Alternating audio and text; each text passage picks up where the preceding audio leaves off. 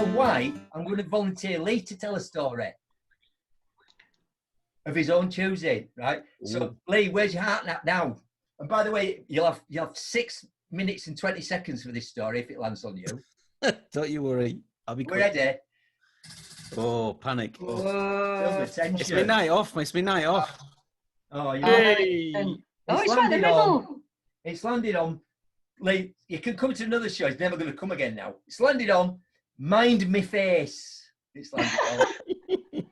So, I won't get through all this story. I'll just whet your appetite with this story, right? Those of you who've known me for a very long time will know back in the day, my speciality was teaching people on stage to break a solid piece of wood with one punch. Do you remember more, Peter? Because one of Peter's job, my brother-in-law, was to help me cart lumps of wood. Won it at Royal Armouries, right? In fact, we won't get through this story, but I'll just say a brief, talk about customer care, right? So we'll do this another night. I'll keep it on the board. Just wait for it. So this is a solid bit of wood, right? So weird. So I haven't calculated this, but I did board breaking live on stage and in workshops. Must have been 15 years, 20 years. That's a lot of wood, isn't it?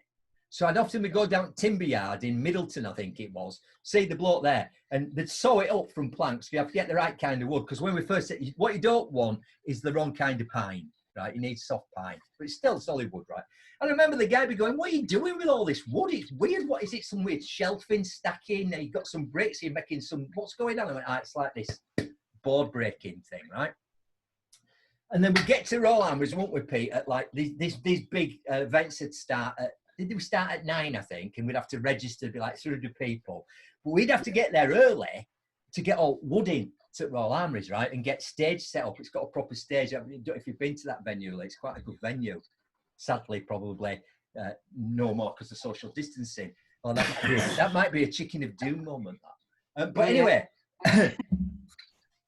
so for the 8th time, I don't know if you were there that morning, Pete, there's guys, they're in Royal Armouries blazers, right?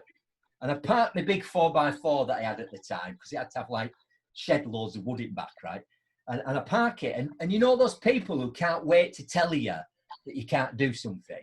Normally they're wearing a high-vis jacket, aren't they? In this case, he was wearing, I think it was like either an orange or a green Royal Armouries blazer. And he literally sprinted. He sprinted from the entrance to the Royal Armouries to where my car was, and he went, "Oi, yo!" I'm only this far away from him. I don't know who's shouting at. Oi, yo! I went, what? Can't park your car there. I went, I know. Just unloading. We've got a big event in the Bury Theatre. We do 6 events there a year for 200 people. So what? Can't park your car there. Well, this is like 2nd or 3rd time it happened. So I said to him, can I just ask you a question? He said, I don't care. I don't want your questions. I just want you to move your car. I said, I will. I just need to unload it. We can't really do that. I said, yeah, I hear you. Can I just ask you a question? And he said, what's that? Who pays your wages? And he went, Royal Armouries. I went, no, that's the wrong answer. I pay your wages because we book that theatre 6 times a year, you know. And if we didn't do that, trust me, that you're getting a lot of money on turnstile for Royal Armouries. In fact, I think it was free by then. So what you should be saying is, oh, it's you, Mr. McDermott. Thank you for booking our theatre again. We really appreciate your business. Can I please help you unload all this wood and take it into the theatre for you while you have a cup of coffee? In fact, I've made you a cup of coffee because I know you like the coffee. I made it black because you know I like it like that. Have a great show. And he went, you still can't park your car there. So, had he owed me? Yes. I'll give you one final example of high visibility jacket people, right? So one of my clients back in the day, they booked one of the rooms at Headingley where rhinos, the mighty rhinos, have got their asses kicked to nil last night by St. Helens. Oh, no. Thank God I was doing this show and I didn't have to suffer the misery of it, right? So they said, we booked a room there. It's in the cricket part. I think it was the Len Hutton room or something. And And we're doing it on the Friday afternoon, but there's a Rhinos game, which this client also sponsored. They have like a box there, you know, when you have like a sponsored box. What you do is you're going to do like your leadership thing with my team. And then afterwards, we're all going to go to the game and you can come to our box, even though I'm a season ticket holder and I like to sit with proper people. Do you know what I mean? But I thought I'll be behind a bit of glass for one night if I get a free dinner out of it, right?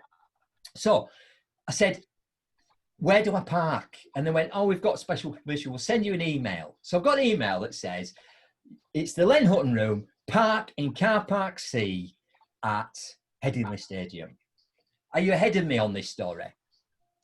Yeah. So I know where car park C is because it's Nate Turnstile that I use every time I go to watch Rhinos at home, right? So again, I've not even turned engine in my car off. Guy in high visibility jacket is even further away than the guy at Royal Armoury sprints across the car park. Do you know what he's going to say to me? You can't. Is he going to say, you can't park there? Now, just as an aside, I could have been the new head coach because I'm called McDermott as well. I could have been Brian McDermott, couldn't I? The new head coach of these Rhinos. For all he knew, I could have been the new CEO of Yorkshire Cricket Club, couldn't I? I could have been anybody. But I just happen to be me, right? And I don't know why I'm doing that because I don't have one of those windows on my car. I kind of went like that. A window went down. And he went, you can't park there. And I went, excuse me, I've got an email here. And he's like, he's incandescent with rage. I don't know why he's so angry about the fact. I mean, this is 1 o'clock in the afternoon. There's no other cars there. And he's going, you can't park there. And I'm going, he says, it's not. And he was trying to be, he realised he was being a bit angry. So he got a bit more civil. And he went, thing is, there's a game tonight. And this will all be, you know, for supporters and fans, you know, so can't have your car there. And I went, I know all that. Can I just get this email? And he's looking at it. I said, I'll read it to you. It says here, yeah, we booked the Len Hutton room, right? And you see that? It says, subject, whatever, workshop from 1 till 5 or whatever. That's me, Steve McDermott, there, right? And it says here in big letters, please park in car park C. Well, they shouldn't have told you that. Yeah, but they did. They did tell me that. Well, they should have done. Right, okay. So it made me move my car to car park B. And then again, I had even more stuff that I wasn't doing ball break. I remember I do this thing called leadership ladder. So I actually had a ladder, like an 8-run ladder that I had to cart along, right? And then how different can people be? Here's the final part, and then we're nearly towards the end, right? So I'm looking at, I've got all this stuff, and I'm not familiar with this particular venue. I mean, I've been to rugby loads with Rhinos, but I've not actually used this room. And I'm looking at, there's like a 3-story building, and I'm thinking, is this it? Is this still the rugby ground, or is this that? And there's a guy walking past in overalls with a tin of paint and a paintbrush, right? Obviously going somewhere else to do something else. And I'm like this, and he's turned on his heel, and he came up and he went, what room are you looking for? And I went, oh, Len Hutton suite. He said, oh, it's 3rd floor. I'll give you a hand. Now, clearly, he was going somewhere else, wanted to paint something, because he's in overalls. He put his tin of paint down. So he says, we're going to lift. It's for, when you come back out, have you got more stuff to bring in? Yeah, I'll come and help you with that as well. But anyway, when you come back on your own, it's press floor 3, and you'll be there, right? I'll come with you, because I've got a ladder and all that. So we go, get to the Len Hutton thing. It's locked. Ah, you wait there, sir. I'll go get the keys. Oh, brilliant. Now, is that an ow? Ow? Or is that a how? Or is that a wow? Wow. So what we must ask ourselves is this. How the hell did they get him to behave like that? And all the other people don't. You know, it's a mystery to me. And it will remain a mystery because we're out of time now.